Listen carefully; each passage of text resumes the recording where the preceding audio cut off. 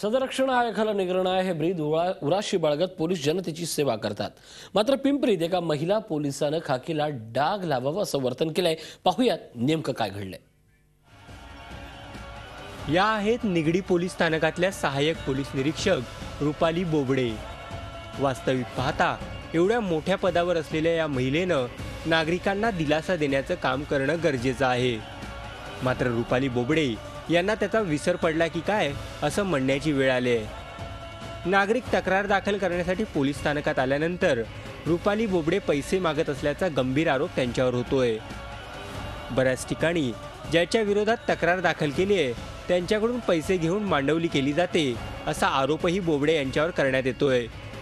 या संदर्भात थेट उपायुक्त शहाजी उमाप यांच्याकडे तक्रार दाखल करण्यात आली आहे। मुलीची पण त्यांनी कंप्लेंट घेतली नाही की दिवसभर मी स्वतः थांबले 5 वाजेपर्यंत तिथं, तरी पण ते कंप्लेंट घेत नव्हते आणि जिथं पैसे भेटतात तर त्यांचीच कंप्लेंट घेते ती। यमुनानगर पोलीस स्टेशनच्या निरीक्षक बोबडे रुपाली बोबडे मॅडम, त्यांच्याबद्दल मला सांगायचं आहे। ते आमच्या एरियातल्या कोणी गेलं तरी लवकर तक्रार घेत नाहीत आणि न विचारपूस करता मारहाण करतात डायरेक्ट। हे आरोप होत असताना रुपाली बोबडे यांनी मात्र काहीही बोलण्यास नकार दिलाय। तर याबाबत सहाय्यक पोलीस उपायुक्त चौकशी करतील आणि त्यानंतर कारवाई केली जाईल असं उपायुक्तांनी सांगितलंय। यमुनानगर पोलीस चौकी आहे, त्या चौकीचे पोलीस अधिकारी यांचा सर्वसामान्य जनतेशी असणारा व्यवहार हा योग्य नाही अशा प्रकारची तक्रार पिंपरी चिंचवड महानगरपालिकेच्या 2 महिला नगरसेविकांनी केलेली आहे।